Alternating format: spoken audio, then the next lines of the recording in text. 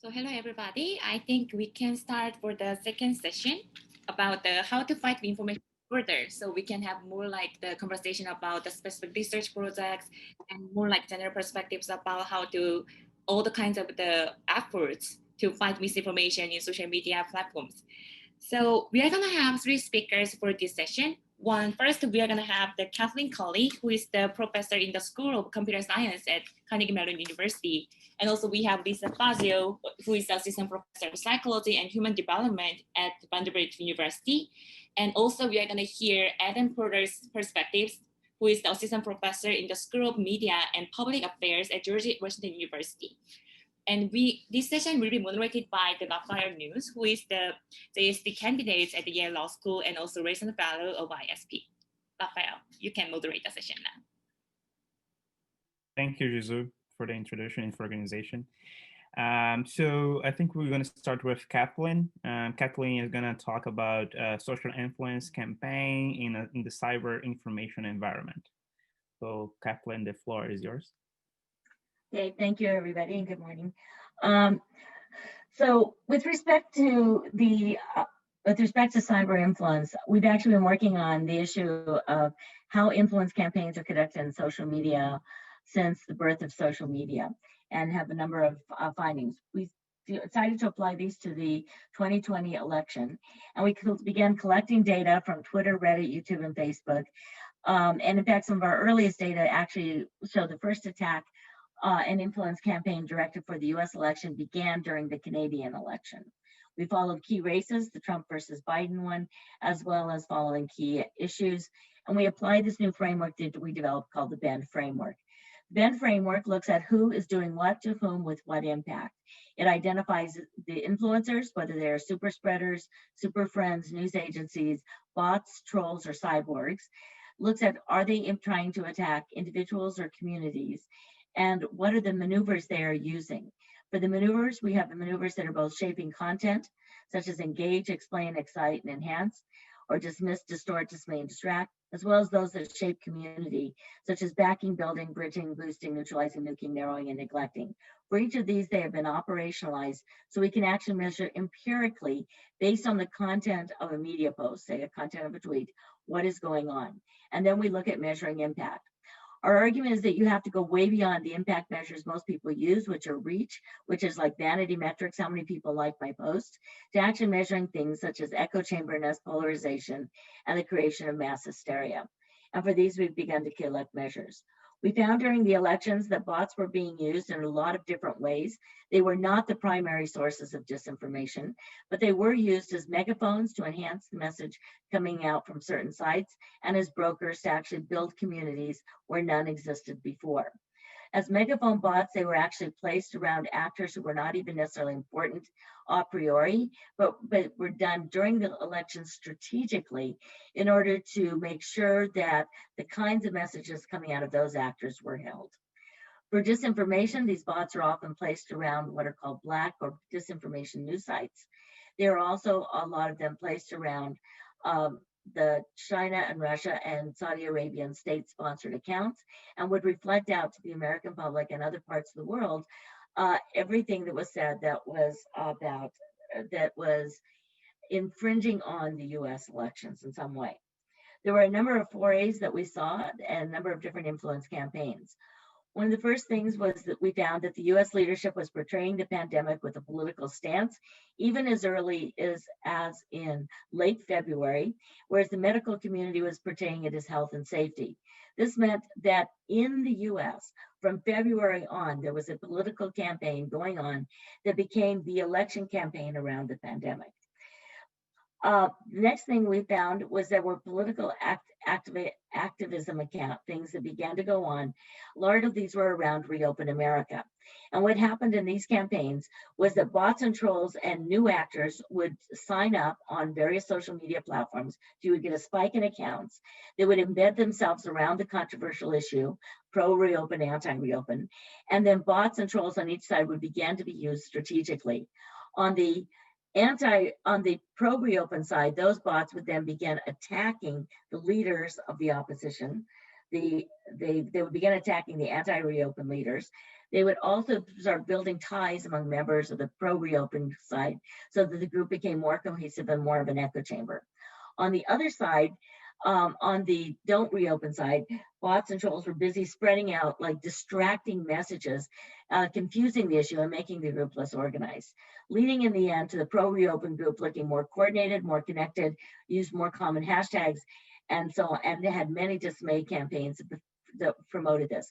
This became an active strategy that was used throughout from March on throughout the entire campaign, and we used over and over and over again with every single event that they wanted that helped build partisan divide in the country.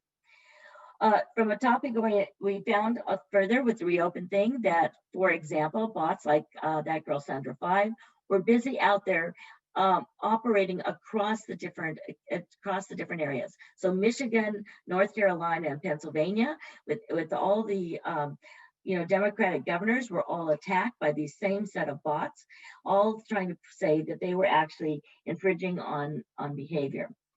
Then we looked at the face mask issue. Face mask issue again became a political issue driving the election. In this case, you had the bots and trolls busy first building and enhancing information about face masks in general, but they embedded themselves on both the pro and anti-face mask side, and quickly by sometime in April, they started changing the messaging that was going on about face masks to being, this is a matter of health and safety, to being this was a matter of right of choice. And that right of choice campaign grew and grew and grew, so that in October, there was a whole surge of new actors who came in, all of whom started promoting the right of choice, and tried to use face masks as one of the issues to derail the campaign.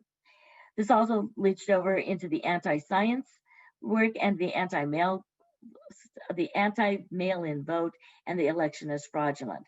Again, the same type of things were used to actually promote individuals in the two things. The upshot was on the sides that were either anti-face mask or that were anti-mail-in vote, or that the voting is fraudulent, there was much more coordination, there was much more cohesion. Whereas the other sides, bots and trolls were brought in to make them seem more disorganized, to create confusion, and to derail any consistent messaging, so that the conservative messaging could be heard much louder. Another line of campaign that was going on was using the use of hate groups. Hate speech was not coming out of bots; it was coming out of people. Individuals were busy just using hate speech sporadically. It was not that great. It's very, very low level. But what happened was bots were used to actually link the different people who were using hate speech together, forming hate communities. And this was relatively unique. It happened in the US. It did not happen in many other countries of the world that we watched at the same time. And that these hate groups then were then redirected toward the various kinds of issues, like toward face masks, like toward vaccines, and so on. And by growing these kinds of hate speech groups, that is a way of actually trying to grow offline violence and offline protests.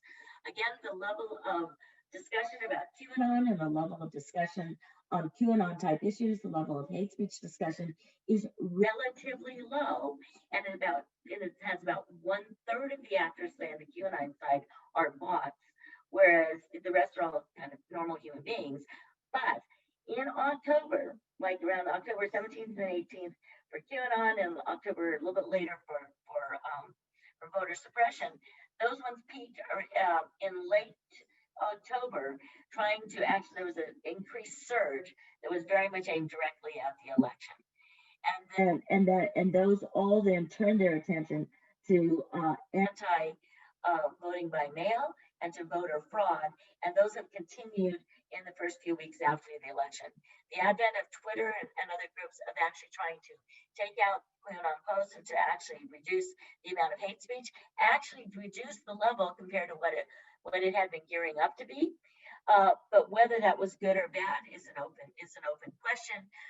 Certainly from a science perspective, we could not see things as they would have occurred normally because of that. I will end by saying that all of this is part of this new area of social cybersecurity that the National Academy of Sciences has recognized, along with new science and new engineering, aimed at keeping the internet open and available for democratic debate and discussion without undue influence. Thank you. Thank you, Kathleen. I will immediately pass to our next speaker, Lisa Fazio. Lisa is gonna talk about her brief is called "Good Enough Interventions." You can go on, Lisa. Yeah. So hello, everyone. I'm happy to be here. Little background about me. I'm a psychology professor. I study memory and how people learn true and false information from the world around them. I've been studying this topic since the start of grad school way back in 2004. So it's a long interest of mine. And the point I want to make today is that we all know that this is a really complicated issue. Information disorder, misinformation, it touches on so many different aspects of our society, everything's intertwined. And I think a lot of times we look at that complexity and just kind of throw up our hands that no intervention is going to be able to fix this. It's just too much. And anytime anyone does propose an intervention, oh yeah, well that might help here, but it's not going to fix the problem. Like the problem's so big, how could that ever play a role? And I think that's the wrong perspective to have. I think instead what we need to focus on is employing lots and lots of small interventions that each do some good. And by kind of layering those protections on top of each other, we could actually change the kind of information ecosystem. In my piece, I borrowed the kind of Swiss cheese metaphor that's been used for public health communication right now. So the way this works is you can imagine that each intervention is kind of an individual piece of Swiss cheese. And so there's lots of holes and ways for flaws to get through. So wearing masks helps prevent COVID, but it is not fully protective. You can still get sick even if you have a mask on. Same with social distancing, same with improving ventilation, same with being outdoors. So each of these have flaws on their own and they're not going to fix the problem. But if what you do is start layering these on top of one another, then kind of the holes don't line up anymore. The one hole that was in the first piece of cheese then might get blocked by the second piece of cheese. And so by using all things at once, you can actually have pretty good protection against COVID and against kind of the propagation of this. And so I think we can use the same thing in this field, where any one intervention we make is going to have flaws. It's not going to fully fix the problem.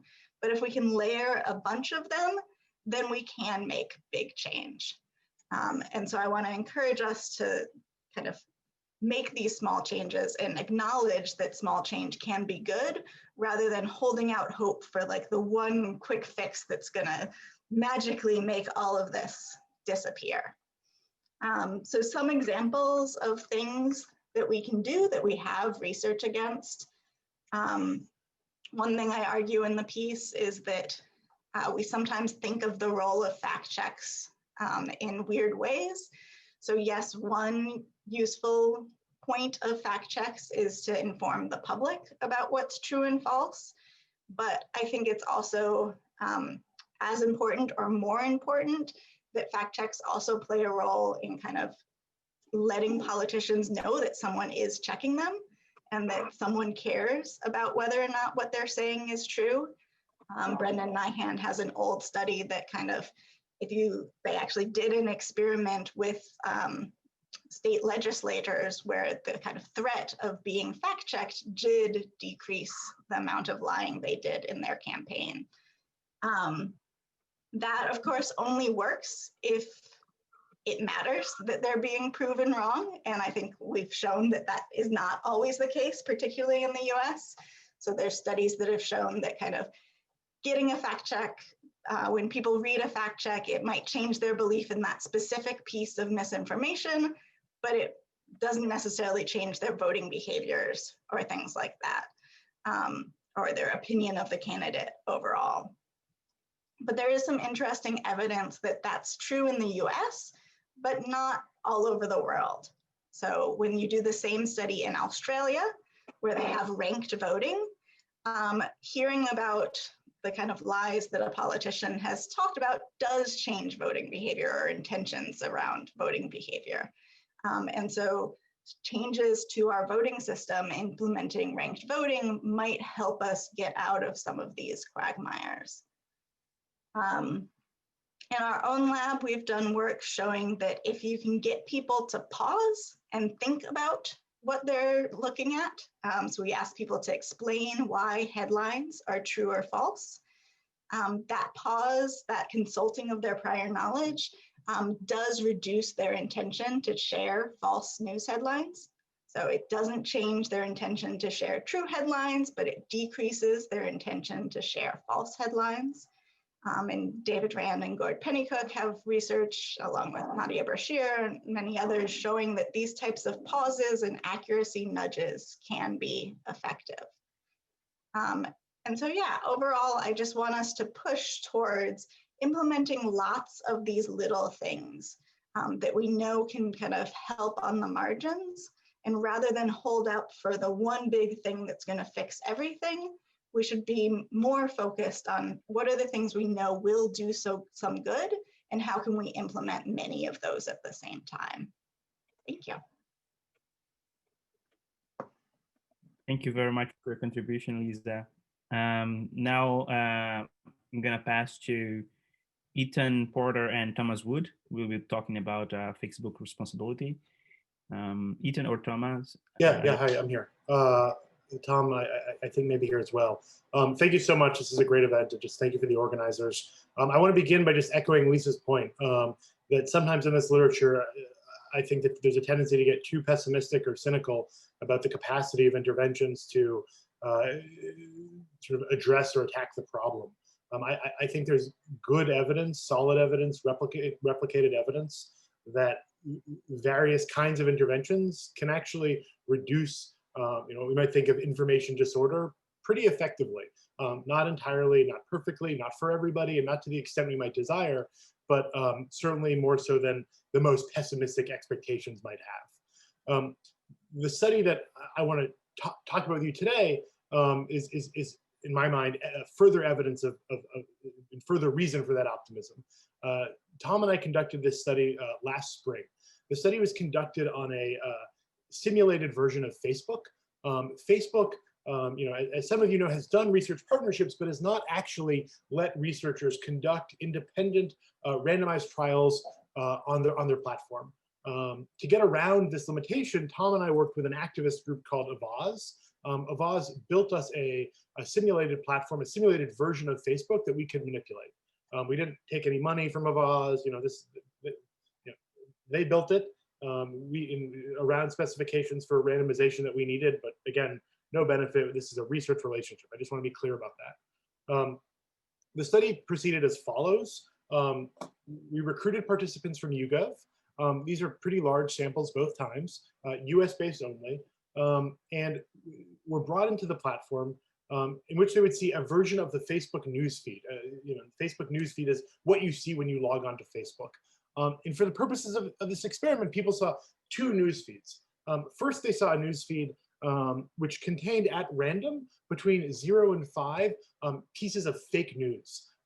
Fake news about common stories at the time, such as 5G causing health problems, a story about Donald Trump, a story about the measles, a story about Greta Thunberg. Fake news as the way a user might actually encounter it if they encountered it on the actual Facebook.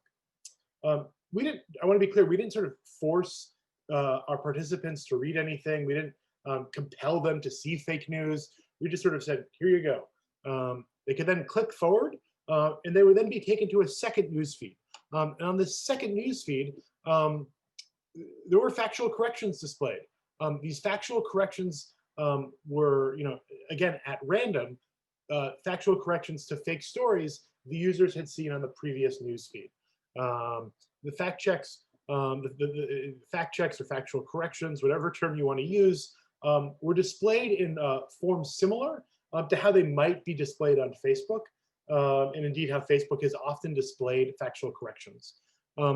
Again, we didn't force people to read any of the factual corrections. They didn't have to click on anything, right? These were YouGov participants. They could do what they wanted. And so that was the basic study design. We're randomizing exposure to fake news and exposure to factual corrections. We then asked everybody just simple questions, whether or not they agreed or disagreed with the content of the fake news items. This is a similar approach Tom and I have taken with many other projects. We're just trying to figure out, can fact checks reduce belief in the fake content? And you might have a few different expectations about what we'd find. First, it's possible we would have found backfire, right? That people would have responded to fact checks by becoming less accurate, particularly if the fact check somehow implicated a political leader they supported. That might be one expectation. You might also have an expectation that people, they're not going to read anything. They're not going to read the fact checks. They're not going to read the misinformation, right? These are survey panelists, right? They're not incentivized to read things in great depth.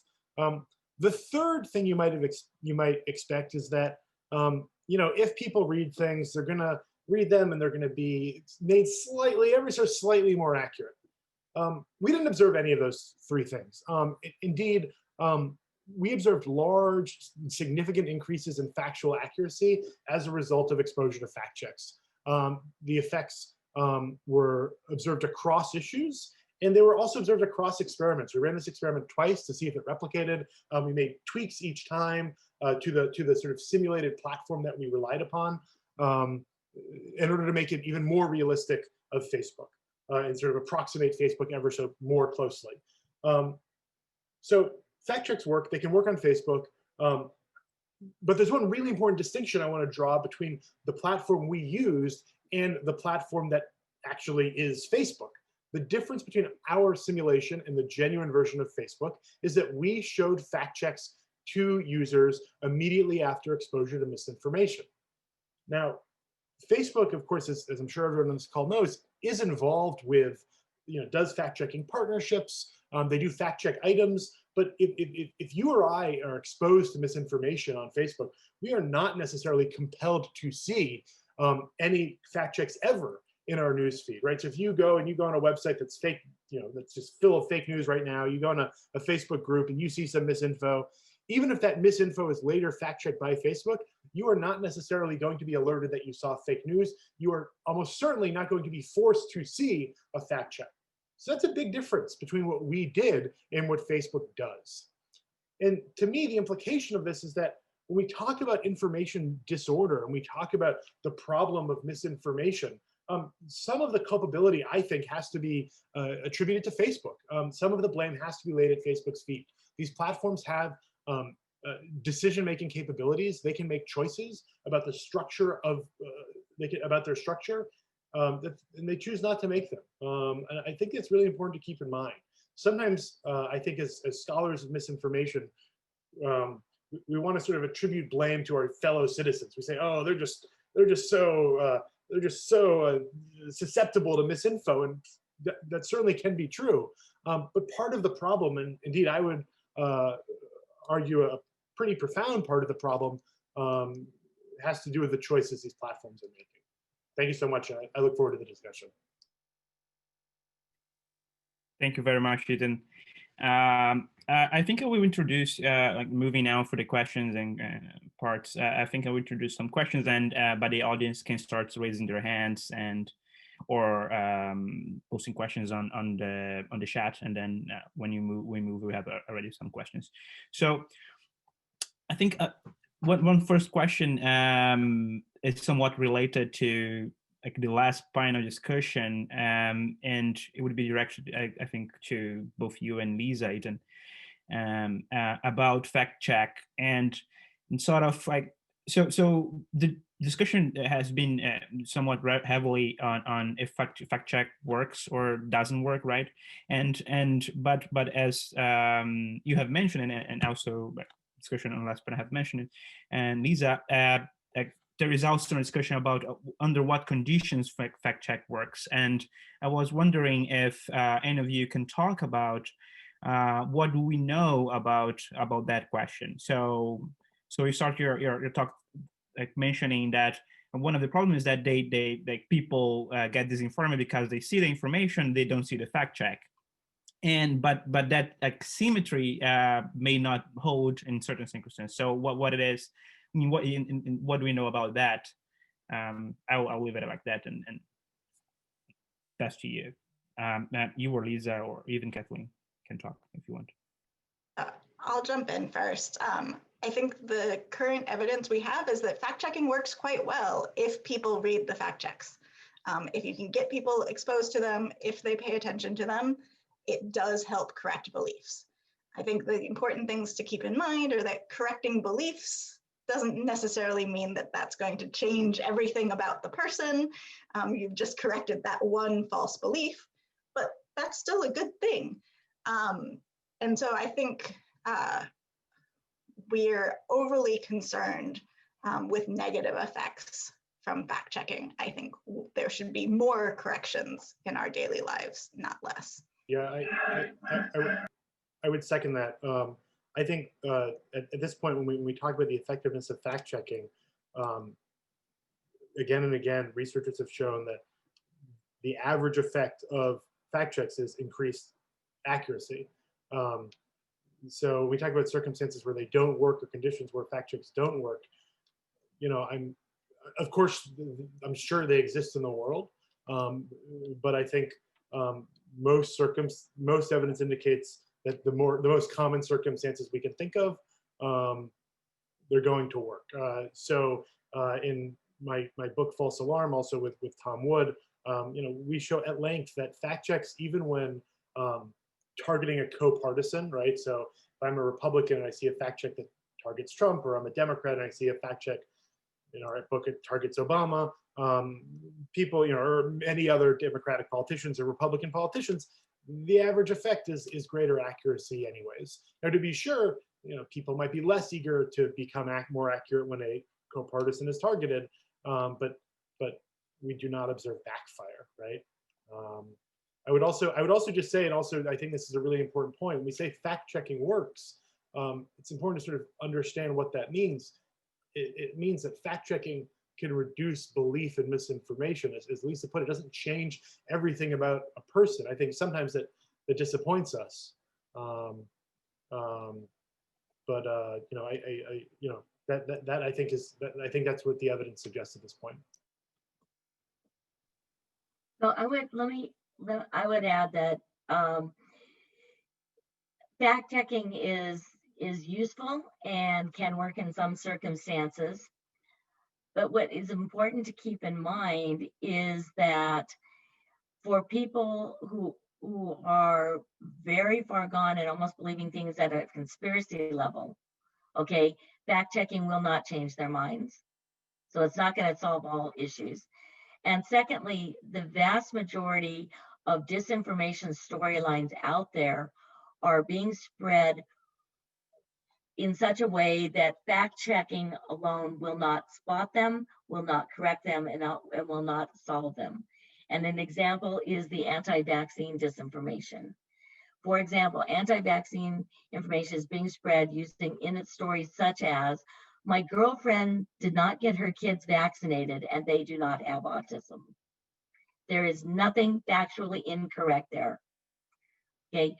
But it implies that vaccines cause autism. So, and a fact check that says vaccines don't cause autism will not be an effective counter to someone who believes the story, because information that people believe from and it affects them in terms of the way they respond to the world is told in terms of stories, not in terms of lists of evidence. And I'll just push that I fully agree, but I also want to, this is why I want to argue for that Swiss cheese metaphor, that no, fact checks aren't going to do everything, but they're an important tool of our toolkit, and we need lots of other things to join them. Because Kathleen's definitely right that they're very useful, but they do not help with all of the issues.